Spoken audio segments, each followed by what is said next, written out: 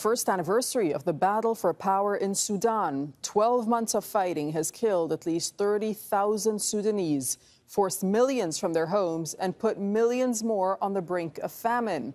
There's no end in sight to the fighting between government troops and the Rapid Support Forces paramilitary.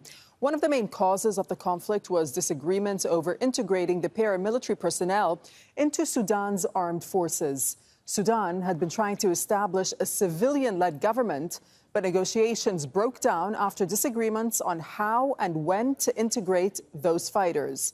So the fighting has forced more than 11 million people from their homes in what the UN is calling the world's worst displacement crisis. Nearly 2 million Sudanese have fled to neighboring countries. Half of them have gone to either Egypt or to Chad. The rest have entered South Sudan, Ethiopia, and the Central African Republic, putting added pressure on already scarce resources there. And the spread of the fighting to rural areas and restrictions on the delivery of humanitarian aid have also pushed Sudan to the brink of famine. The UN says at least 5 million people are now facing catastrophic hunger. Well, the United Nations says the situation in Sudan is on course to become the world's worst hunger crisis. The World Food Programme says 18 million Sudanese don't have enough to eat. That's nearly half the population. Many are trapped in areas that can't be reached by humanitarian agencies. The UN estimates that 220,000 children could die of malnutrition in the coming weeks and months. And the fighting has destroyed farmlands, and it's forced many farmers to abandon their land, worsening the situation. We can now speak to Clements, who's the UN Refugee Agency's Deputy High Commissioner, joining us from Geneva. Welcome to Al Jazeera. So as we're hearing, and as the UN is saying, this is the largest displacement crisis in the world right now. How is the UNHCR responding to the needs of the people of Sudan? Well, the complexity of the war, the complications of getting aid into some very hard to reach areas, and obviously the lack of peace on the horizon has complicated seriously. 8.6 million people have been forced to flee. Most of those are internally displaced inside Sudan, but we see large numbers of refugees going to Chad, to South Sudan, and to South Sudan, where I just returned over the weekend. We also see a large number of South Sudanese returnees. The needs are enormous. These are families that have had really the brutality of the war on civilians has been at very high levels. Gender-based violence, assault, people are coming with almost nothing. So in addition to food, they need shelter, they need water, they need basic assistance. They're coming with very little to the neighboring countries in particular, and these are countries that are among the poorest in the world already. The host communities are really trying to extend as much hospitality as they possibly can. They're keeping their borders open, but the families that are arriving have huge needs for humanitarian support. And you say, the UNHCR says, in fact, that only 30% of the funds needed by your organization have been covered. So that's a tremendous shortfall. How does that affect your response? In fact, those are 2023 figures. 2024, it's even more alarming.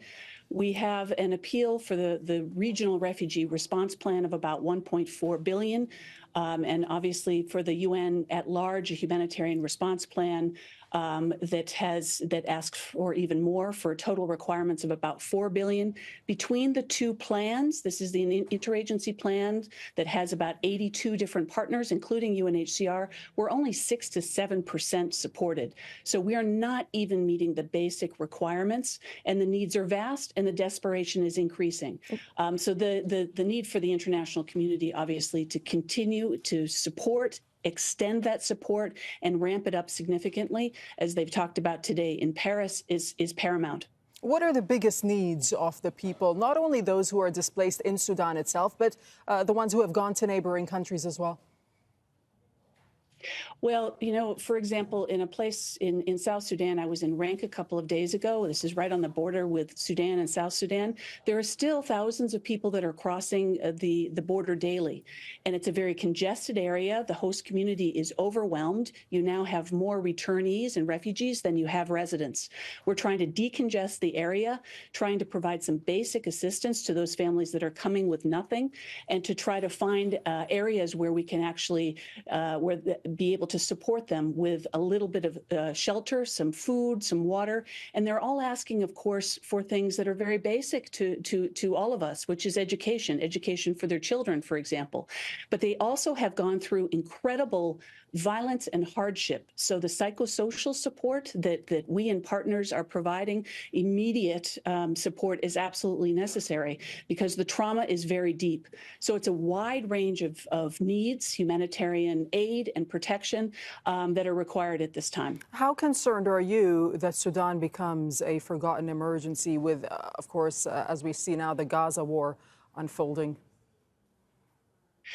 Well, unfortunately, it is already forgotten. We have seen in the last 12 months quickly eyes turn away from images of people flooding across the borders. And we remember Sudan, of course, 7 countries surrounding it, and a lot of people on the move, and parts of Sudan not accessible. So those images of families and people affected, we're not seeing the kind of pickup that we need to in terms of the international community then stepping forward. It affects regional stability and really global stability.